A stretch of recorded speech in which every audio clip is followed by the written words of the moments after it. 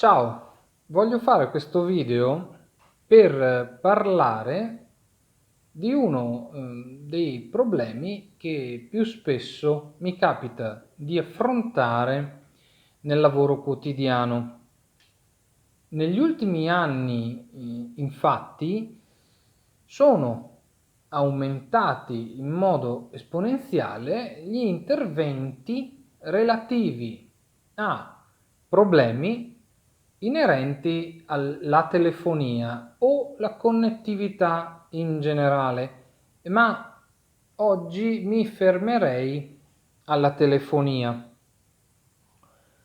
Cerchiamo di capire meglio perché tutti questi problemi.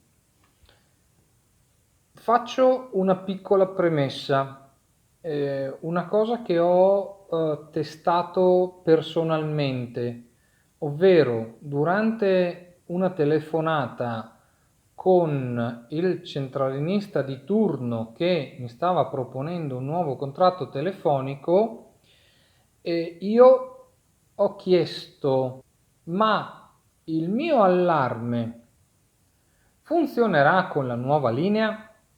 La risposta è stata perentoria: certo, signore.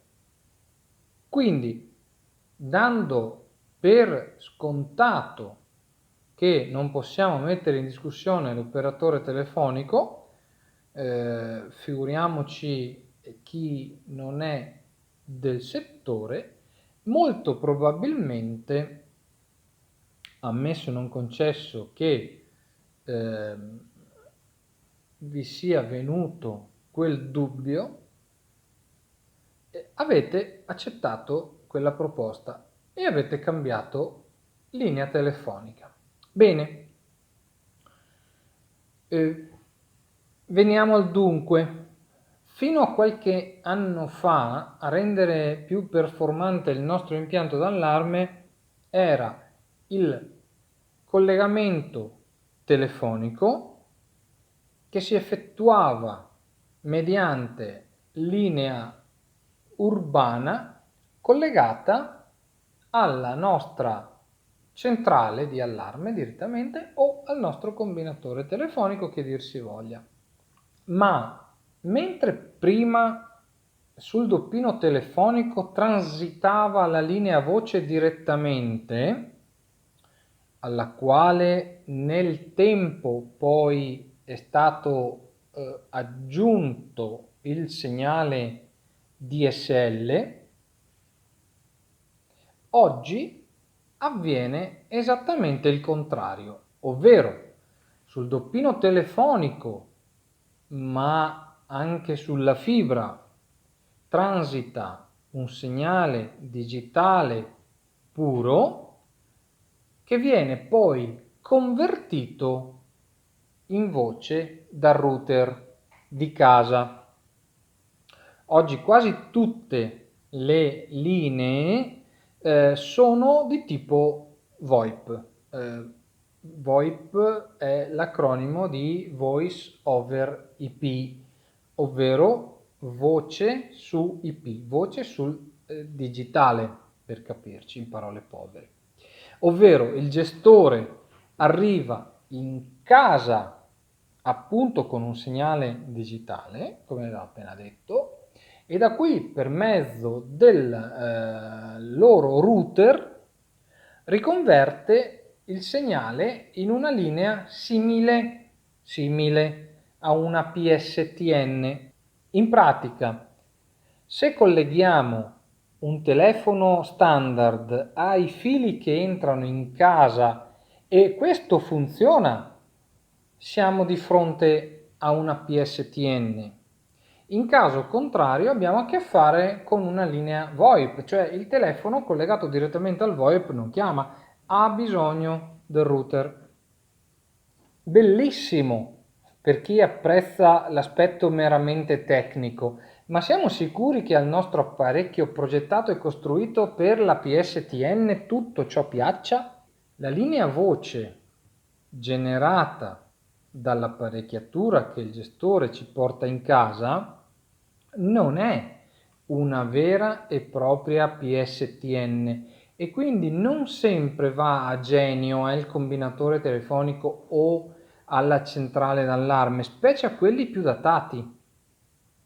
Perché?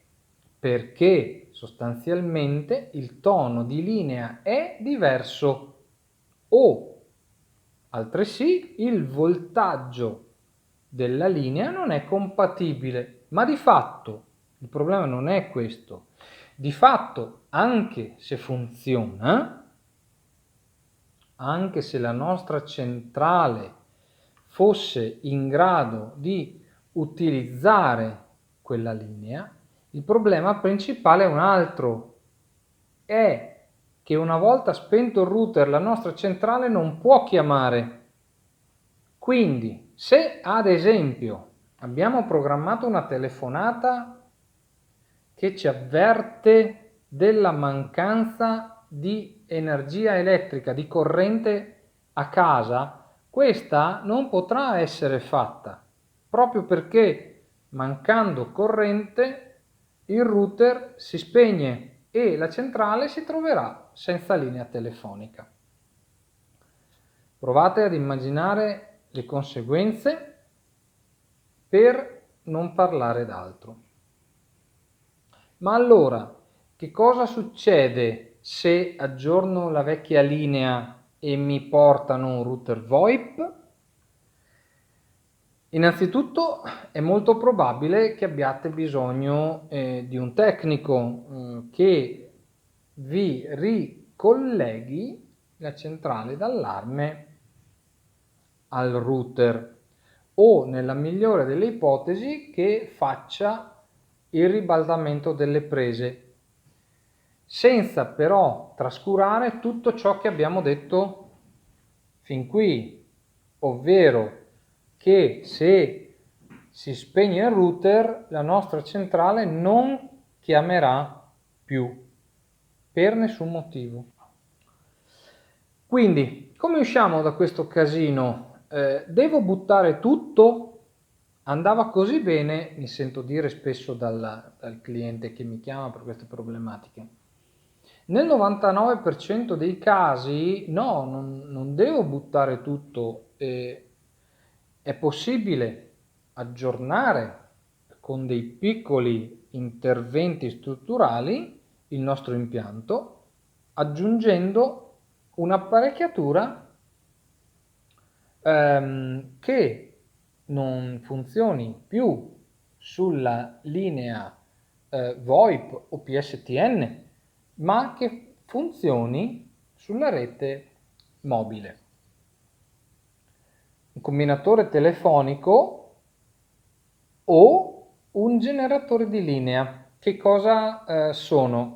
Qual è la differenza fra un combinatore telefonico e un generatore di linea? Bene, il combinatore telefonico è un'apparecchiatura autonoma in grado di compiere da sola tutte le operazioni richieste, ovvero fare una chiamata autonomamente. Sarà quindi completa di, chiamiamolo modem telefonico, sarà quindi completa di modulo vocale. Il generatore di linea invece non è in grado di compiere queste operazioni da solo e ha bisogno di un combinatore telefonico a parte. E quindi perché scegliere l'uno o l'altro? Beh, è abbastanza semplice. Se la nostra centrale non aveva nulla, non era in grado di fare chiamate, di solito scelgo un combinatore telefonico. Se la mia centrale aveva già un combinatore telefonico e il suo modulo vocale e addirittura era telegestibile, diciamo, potevo inserirla, disinserirla da remoto con una telefonata, ecco, allora scelgo un generatore di linea e non perderò nessuna delle mie funzioni, di quelle che avevo in precedenza, quantomeno. Ecco, spero di essere riuscito a fare un minimo di chiarezza, anche se l'argomento è così vasto che un video non basta.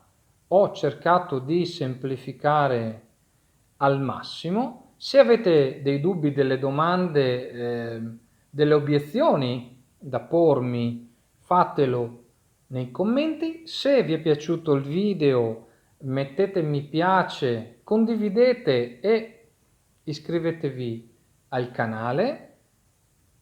Ci sentiamo al prossimo video.